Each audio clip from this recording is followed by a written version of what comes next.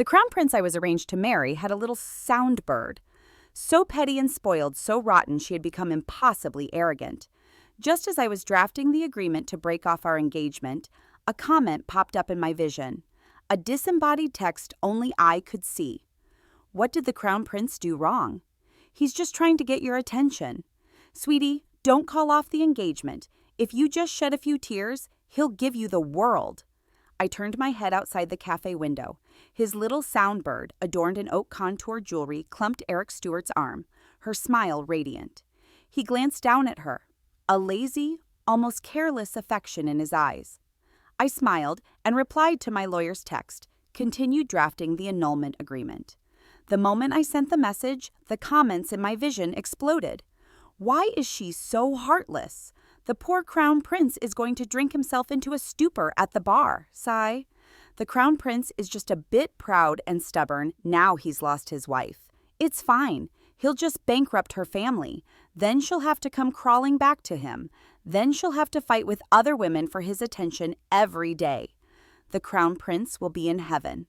I stared at the comments, my lips curling into a series of cold smiles. I glanced outside again, and my eyes met Eric. He raised an eyebrow, letting the girl on his arm cling to him without a hint of guilt.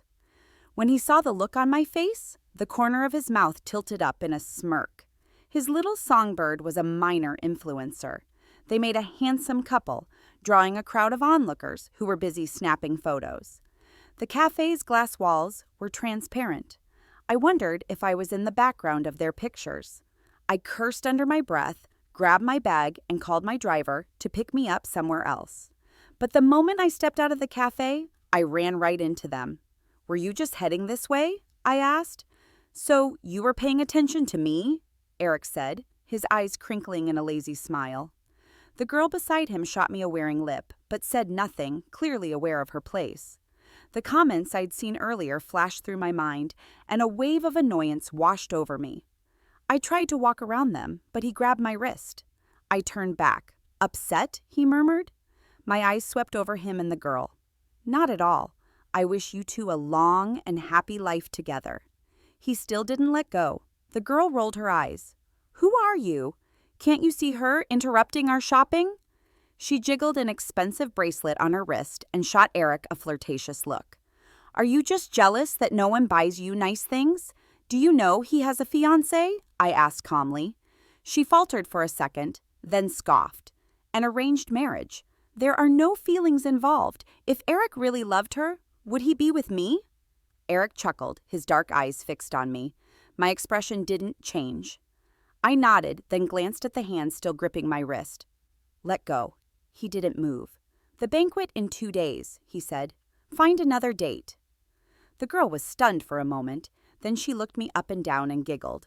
"Oh, so you're the fiancé? So what? Eric is taking me to the banquet." I calculated in my head. The annulment agreement should reach the Stewart family by tomorrow. "Fine," I said. "Can you let go now?" Eric froze, his face darkening. "Who are you going with?" I mentally ran through a list of eligible young men from good families, all handsome and well-built. "I haven't decided yet," I said honestly, "but I'm sure I can find someone when I get home." The silence was deafening, broken only by the distant hum of the shopping district and the curious glances of strangers. More comments appeared. "Oh my God, the Crown Prince is furious!"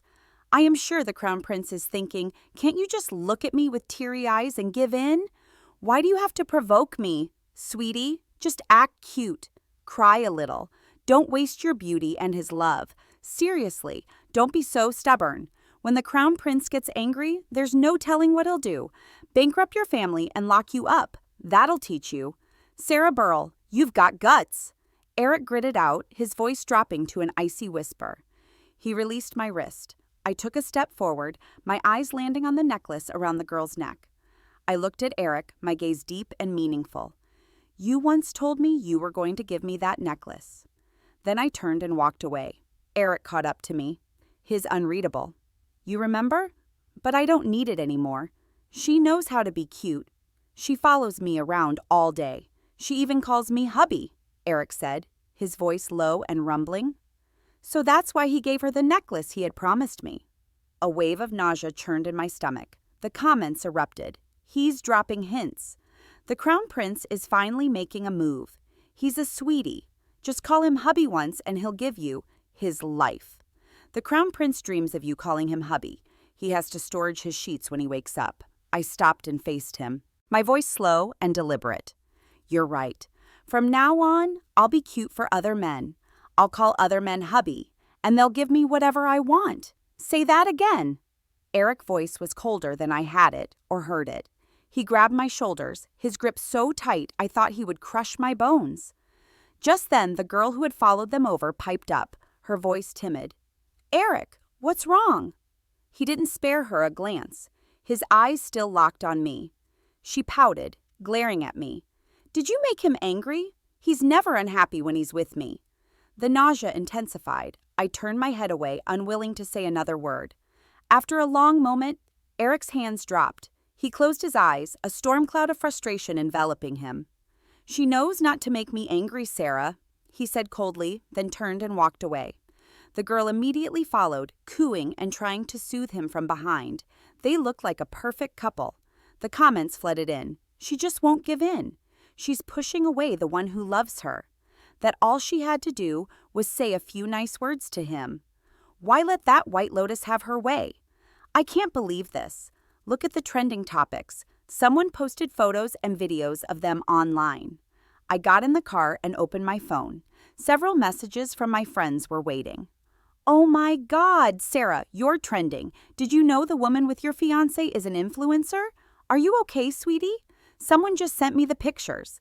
How dare Eric flaunt his mistress in front of you? That scumbag. That influencer with your fiancé is always on her live streams talking about a man who loves her and buys her everything. So it was Eric all along do that. I can't believe it. Eric never used to have so much as a female mosquito around him. We all thought he was so clean. Why is he suddenly keeping an influencer? I carefully crafted my replies, then clicked on the trending topic. The photos and videos were crystal clear, capturing every moment of the tense confrontation between Eric and me. The comments were overwhelmingly in support of the influencer. Is this woman trying to steal our Ling Ling's boyfriend? Did you see how her boyfriend treated her? He was so harsh, but he's always so sweet to Ling Ling. God, this woman just lingered around them after they left. She kept staring. Is she trying to look heartbroken? Get lost, you green tea. Stop trying to seduce someone else's boyfriend. So, my fiancé was now someone else's boyfriend. I sank into the back seat, my mind a blank. The fact that this topic was still trending and even gaining traction meant that Eric had to have approved it. Did he really love me as those comments suggested? Was his love allowing the internet to twist the truth and hurl endless abuse at me? I closed my eyes in pain. After a long while, I made a call. My voice hoarse. Get this trending topic taken down. Now the comments became active again. My heart aches for her. If only she had just given in, acted a little cute, it wouldn't have come to this brain-dead nonsense. She is just following the crowd, sounding as the real other woman. I'm so angry that the Crown Prince did go a little too far, but Sarah is too independent. He wants to see her rely on him to be helpless without him. However, I have a feeling this topic won't be easy to take down. Someone is already doxing her. Once the Burl Group sees this, it's going to affect their stock prices. My eyes lingered on the last comment. Sure enough, my phone rang a few moments later. The voice on the other end was exasperated. Someone is constantly buying up this trending topic. We're trying to take it down, but it's a constant back and forth. The effect is minimal. I said nothing. The person sighed. Did you piss someone off? This topic is being pushed so hard it's impossible to get it down. This is a major operation. Isn't your fiancé doing anything? Is he just going to sit there and watch? Because the one buying the topic is my fiancé, but not for long. My father's call came next. His voice was laced with fury. Sarah, what is going on? If someone hadn't told me, I would have never known. I took a moment to compose myself. Is it my fault that Eric is cheating? Plenty of men cheat, but how could you let this become a public spectacle and let that woman flaunt it in your face? My father's voice rose to a shout. I explained patiently. Eric bought the trending topic. He's the one keeping the mistress. Dad, this has nothing to do with me. I'm already trying to get it taken down. My father scoffed. If you can't keep a man's heart, it's your fault. He hung up. The car came to a stop. Miss Burrell, we've arrived at the villa. The driver said, I moved like a zombie, pushing open the car door and walking step by step towards the dark, silent house. My father's words were so self-righteous. When he cheated, when he kept a string of mistresses, he blamed my mother for getting old and losing her charm. He conveniently forgot who had used her entire diary to support his business, who had been the one sacrificing everything for him. In the background that night, I called to Eric. He answered almost instantly. What? He asked, his voice lazy. Stop buying the trending topic. I said softly. He paused, his tone lifting. Why so listless? Are you sad? What do you want? I couldn't control it anymore, my voice cracking. He didn't answer. Are you happy now? I asked, my body trembling, watching me get doxxed, being called the other woman, seeing the Burrell Group stock plummet. Are you satisfied? How could such an unreasonable madman exist? After a long moment, he finally spoke, his voice soft. Don't cry, baby. Do you want to see me? I can come over right now. I opened my mouth, but no sound came out. I stood on the balcony, the cool night wind drying the fresh tears on my face. I was a complete and utter joke. Finally, I managed to force out 2 words. No, don't. Eric repeated my words, his tone unreadable. Don't. What do you mean, Sarah? His voice turned cold. I don't want to see you. I used the last of my strength to hang up. I collapsed onto my bed, but sleep wouldn't come. The trending topic was still there, a glaring accusation in the family group chat. My relatives were tagging me. Their message is full of blame. Then a younger cousin posted, Honestly, cousin, if you can't keep Uncle Eric, then you should just step aside. Don't you know how much this is affecting us? Once the floodgates were open, my other cousins chimed in. Another cousin posted a face-palming emoji. So embarrassing, letting the other woman walk all over you.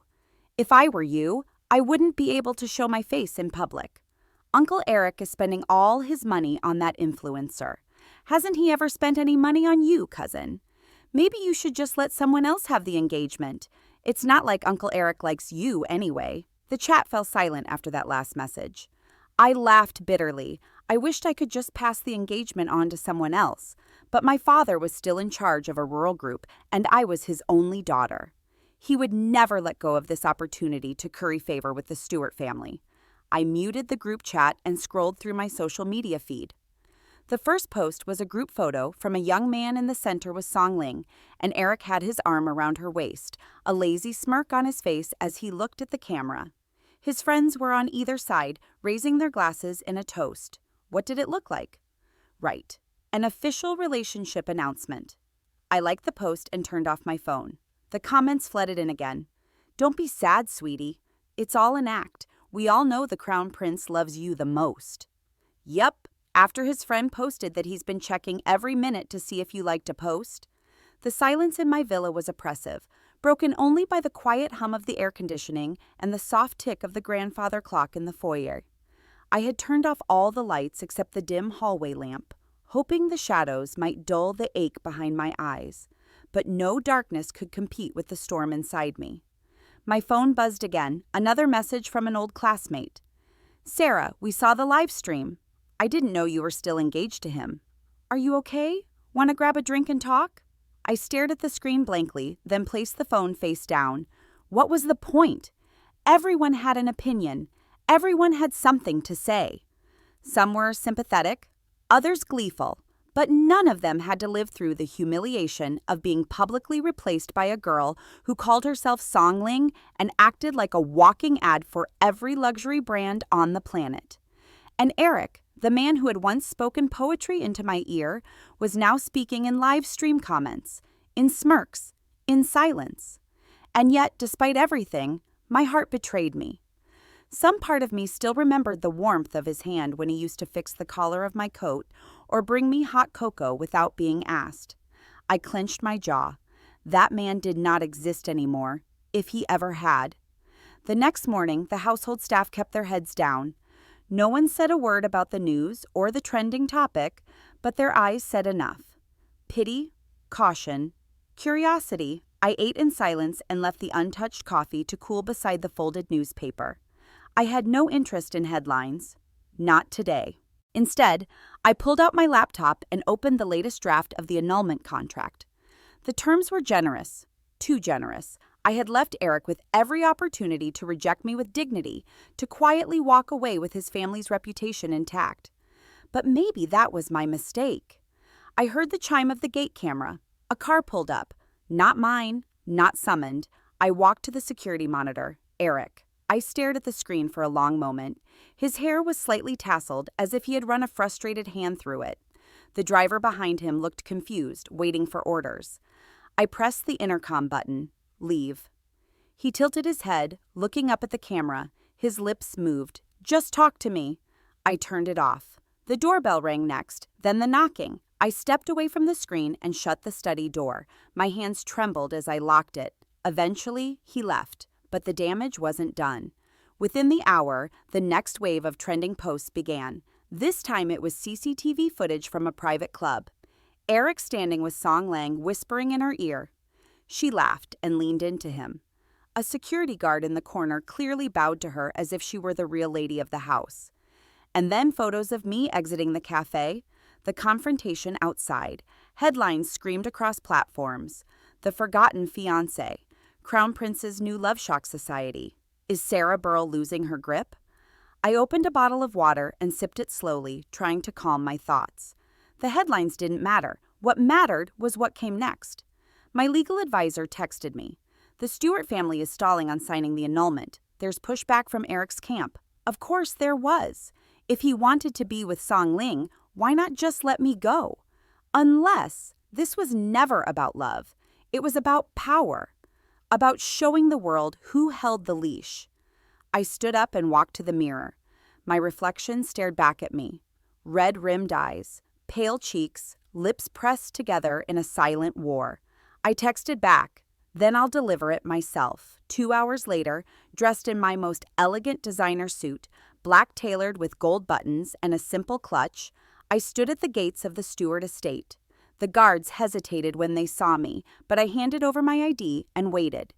Eventually, a steward escorted me inside. The house was bustling. Preparations for the banquet were in full swing, chandeliers being polished, flowers being arranged, staff moving with purpose. Eric's mother greeted me with a cold smile. "Sarah, we weren't expecting you." I returned a smile just as coldly. "That's usually how surprises work." She tilted her head. "You're here about the engagement, I assume." I held out the envelope. "These are the official annulment documents. I've signed them. All that's left is Eric's signature." Her lips tightened, but she said nothing. She didn't even reach for the envelope. I waited, then added, "I'd appreciate it if it were handled promptly before the banquet." Her eyes narrowed. "Sarah, I hope you understand that these things are not done lightly. The Crown Prince has been under stress lately. We all say things we don't mean." I kept my tone even. He said plenty and done even more. She looked away. "You don't understand how difficult it is for someone like him. The pressure, the public eye, the expectations." I nodded, which is why I'm giving him an out. "Take it." I placed the envelope on the table beside her and turned to leave. But before I could reach the door, another voice called from the staircase. "Sarah!"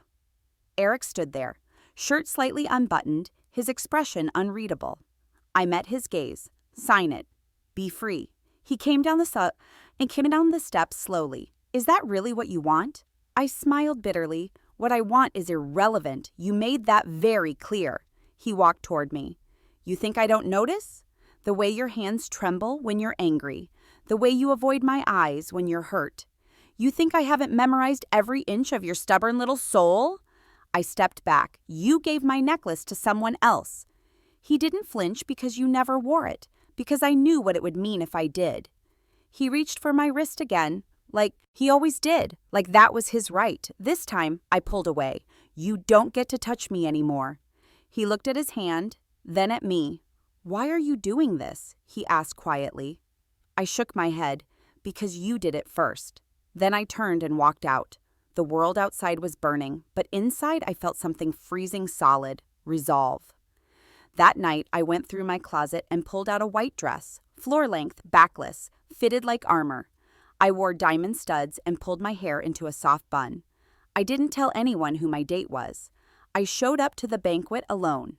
The cameras clicked. Flashes lit up the night like fireworks. Everyone turned. There she is, Sarah Burrell alone. Wait, is that the Sarah? She's stunning. Look at her expression. Cold, powerful. I walked the carpet like a queen entering her battlefield.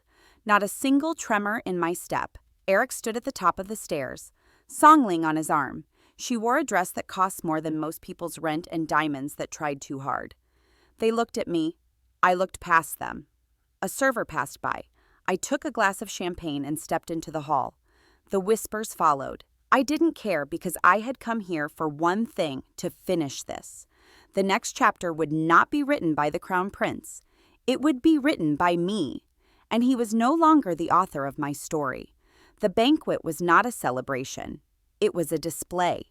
Glittering gowns, champagne towers, crystal chandeliers that scattered light across golden floors.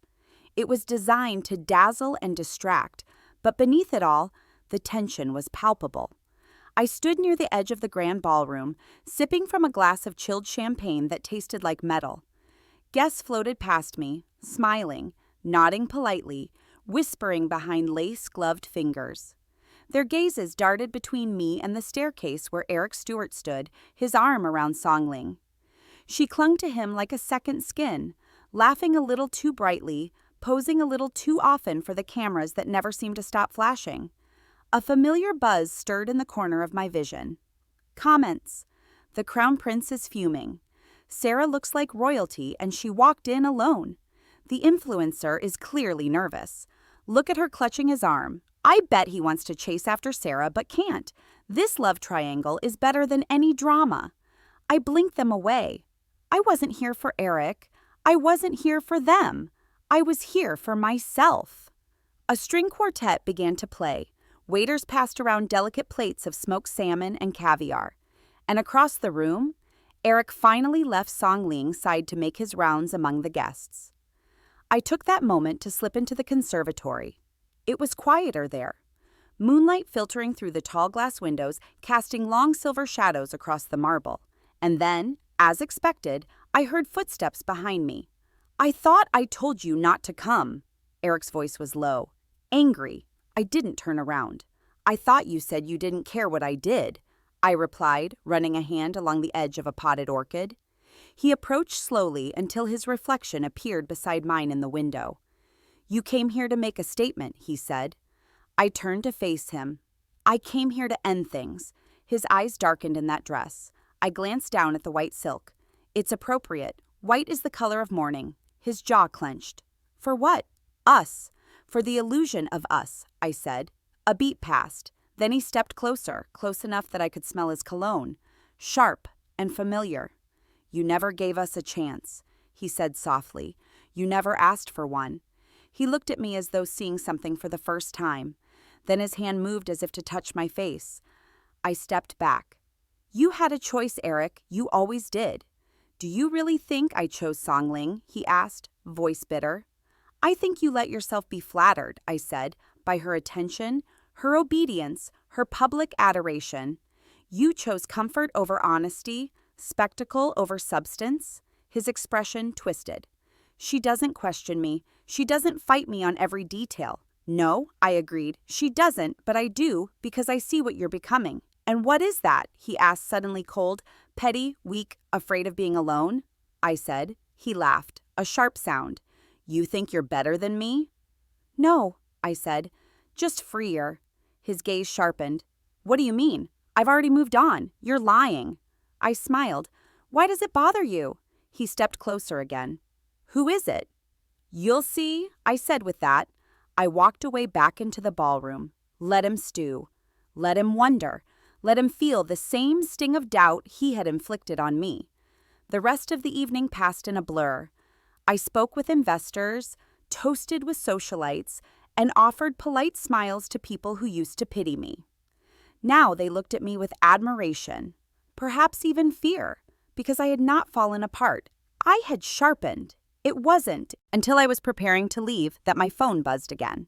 A message from my assistant, Miss Burrell. You asked me to confirm who was financing the trending topic about you. We traced the purchases. It's not Eric, it's Song Ling, and she's not acting alone. I paused. My fingers hovered over the screen. Then who? There was a long pause before the reply came. Song Ling is being backed by a brand conglomerate, one with ties too. Your father? I froze. The room spun. My father. My breath caught in my throat. I ducked into the nearest empty hallway and called immediately. He answered after 2 rings. Sarah, you're working with Song Ling. He didn't deny it. This is business. You're helping her destroy my name, I whispered. I'm helping the Burrell Group stay in favor with the Stewart family, he said. She's popular. She's easy to control. She's willing to do what's asked, and I'm not, I said flatly. You're too independent, too emotional, too inconvenient, he meant. I'm your daughter. That's exactly why I'm doing this. He hung up. I stood there, the phone still pressed to my ear. So this was it. I wasn't just losing a fiancé. I was being replaced by someone my own father had chosen. An obedient puppet dressed in borrowed sparkle. But if they thought I would surrender quietly, they had forgotten who I was. That night, I went to my mother's old study deep in the estate where no one visited anymore. She had died years ago, but her journals remained along with the blueprints of a company she had once dreamed of starting before she gave everything to my father's empire. I spent the night reading, and by morning I had a plan. Step 1, silence the noise. I called the media firm, one that owed me favors. Take down every video, I said. Flood the algorithm with neutral content. Buy out her name if you must. Step 2, reclaim my name. I made a public statement. It was brief, clear, cold. The engagement between Sarah Burrell and Eric Stewart has been formally dissolved. The Burrell Group has no further ties to the Stewart family. Any rumors suggesting otherwise are unfounded. No SAB story, no blame, just facts. The backlash was immediate, but this time it worked in my favor. Comments began to shift. Sarah's so classy. I knew she'd never beg. That other girl should be embarrassed. The Crown Prince didn't deserve her. She is rising again. This is the start of her revenge arc. Let's go. Then came the final blow. An exposé. Someone anonymously leaked proof that Song Ling had used bots to inflate her follower count, had purchased comments, and had paid tabloids to smear my name. And even worse for her, there was proof that she had embezzled money from one of her sponsors. The public turned hard. Eric issued no statement. Song vanished from social media for 3 days. And me? I walked into the shareholders' meeting of the Burrell Group in a sharp gray suit and announced the acquisition of my mother's long-forgotten patents under a newly formed company. I named it after her. The board was stunned. Even more stunned when my legal team revealed that my mother had before her death transferred those patents to me personally, hidden from my father's filings, protected by an old clause he had forgotten. The new company was not under the Burrell Group. It was under me. The headlines the next morning screamed, Burrell heiress breaks free. Sarah Burrell launches independent tech firm from fiancé to founder. Crown Prince who? I sipped my coffee and watched the news scroll past. And when my phone buzzed again, I didn't have to look to know who it was. Eric. The message was short. Sarah, can we talk? I turned off my phone. And finally, I smiled because for the first time in years, I wasn't waiting for someone else to decide my worth. I already knew it, and I had just begun to show the world. 3 days after the launch of my independent firm, the invitations began flooding in breakfast meetings, conference panels, brand partnerships, interview requests. They all wanted to speak with me. The ex-fiancé turned founder, the girl who had been publicly humiliated and yet rose with the poise of a queen brushing ashes off her shoulders. But I didn't answer them all. I chose carefully, strategically, because now every word that left my lips was currency. Every appearance was a calculated move, and I refused to waste any of them on Eric Stewart. He called again and again, dozens of messages, some angry, some apologetic, some just a single line. Are you awake? I miss you. You don't really mean to leave me, right? Come to the house. Please, each one more desperate than the last. I ignored them all. Until one day, I received a call not from Eric, but from his mother. Her voice was sharp and formal, stripped of the force warmth she used to wield like a weapon. "Sarah," she said, "we need to talk privately." I almost laughed now. "You want to talk?" Her sigh crackled over the line. "Come to the Stewart estate tonight. No press, no drama, just the two of us. I promise you it will be worth your time." Against my better judgment, I agreed. That evening, I arrived in a storm gray car dressed not to impress, but to intimidate. Black turtleneck, sharp coat, boots that clicked like thunder across the polished floors. The servants looked nervous. I was led to the same sitting room where I had once waited with warm hands and hopeful eyes for Eric to come back from an overseas trips. Those days were gone. His mother stood by the window holding a glass of something golden. She turned slowly, her face composed but tight. "You've been making waves," she said. "I tend to do that," I replied. She didn't sit. Neither did I. "I'll get to the point," she said. "Eric made a mistake. A public, foolish mistake. But it's time to correct it." I tilted my head. "You want me to take him back?" Her lips thinned. "There's still time to control the narrative. The engagement can be re-announced. The public will forgive. They always do when there's a love story." I blinked slowly. "And what about Song Ling? She's indisposed," meaning her sponsors had dropped her. Her reputation was ruined. No one was going to buy lipstick from a thief. I let the silence stretch before answering. "Do you know what I remember the most from the day he gave her the necklace meant for me?" Her brow arched. "No. I remember how light it suddenly felt to not love him anymore." That stopped her. I stepped forward, my voice calm and even. "I don't need your son, or your name, or your scandal management. I'm not interested in controlling the narrative anymore." "Then what do you want? Freedom, power? My mother's legacy?" I smiled coldly, "and I already have them." I turned to leave. "Sarah." I paused at the door. "You'll regret this." I looked back over my shoulder. "No," I said. Eric, Will, and I left. The next morning, a new wave of chaos hit the media. An audio recording had been leaked. Eric's voice slurred, angry. "She thinks she's above me now. Sarah always acting so cold. But you know what? I made her. I gave her everything. Without me, she's nothing." The comments exploded. The Crown Prince just dug his own grave. This is what entitlement looks like. He gave her everything. She built her own company. Sarah was right to leave.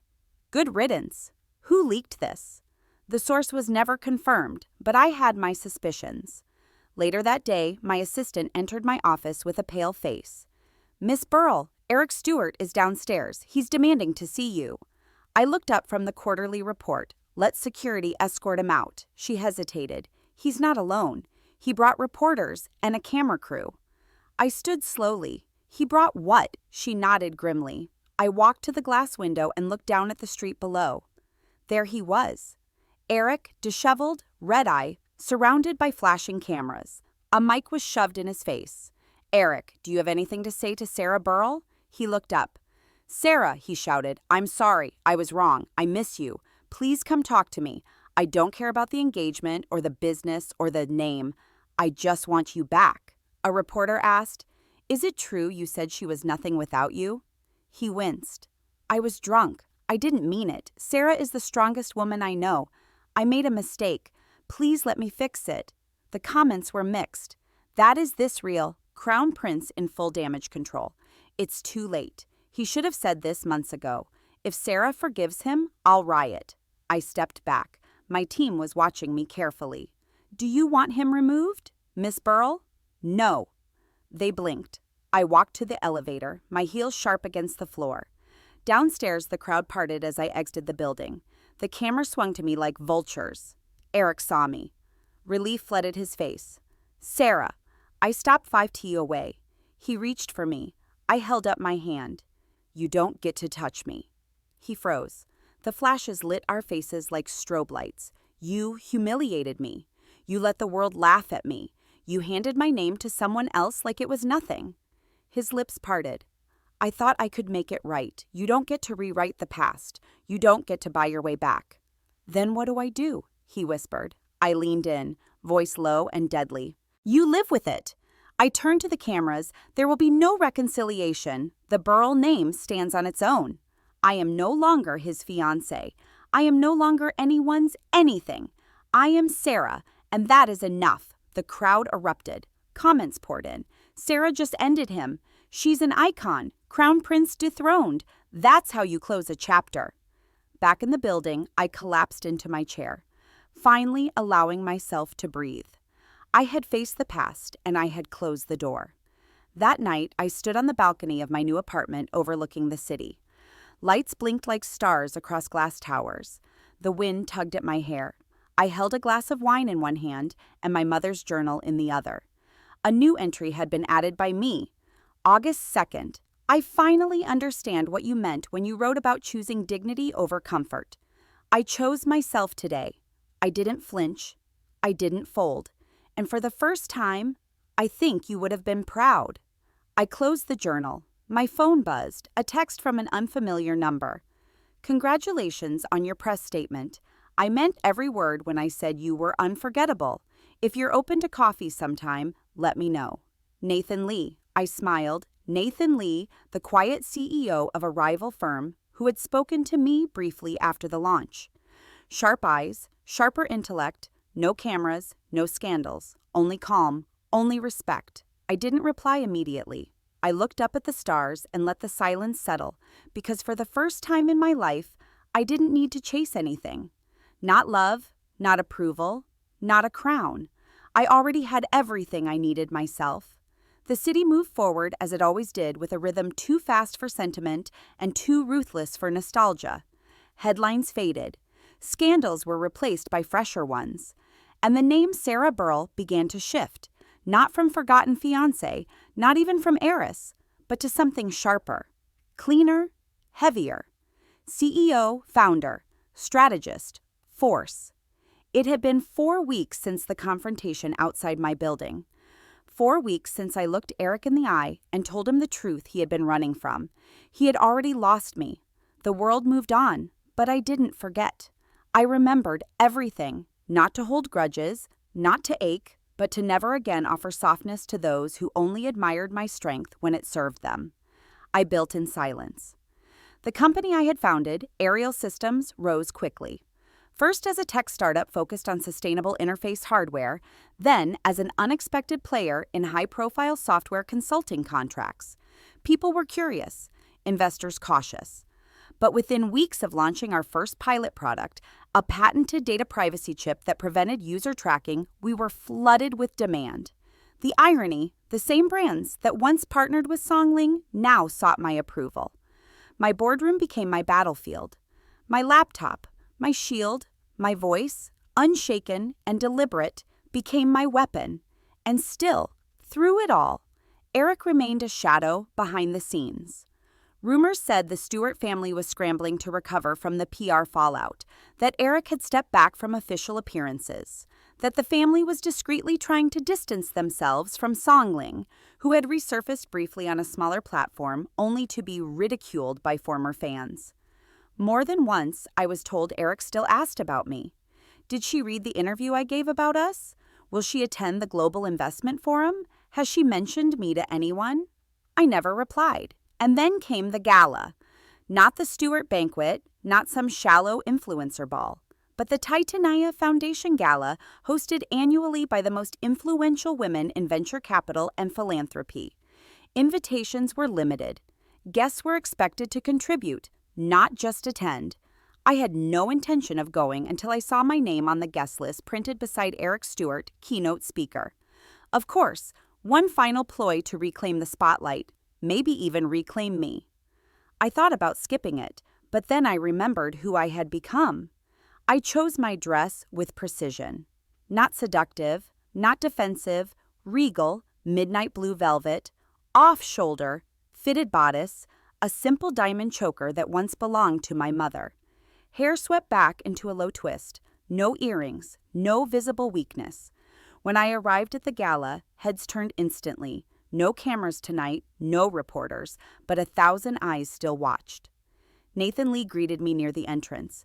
"You came," he said. I smiled, curiosity, and an open bar. He laughed softly, then offered his arm. I took it. If Eric saw us enter together, I didn't care.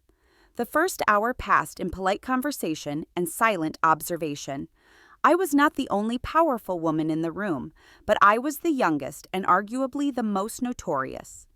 Nathan stayed close, but not possessively. He introduced me to venture capitalists from Europe, engineers from Singapore, a legal advisor from Tokyo with 3 doctorates. These were not people looking for gossip. They were building something, and they saw me as one of them until the lights dimmed and Eric took the stage.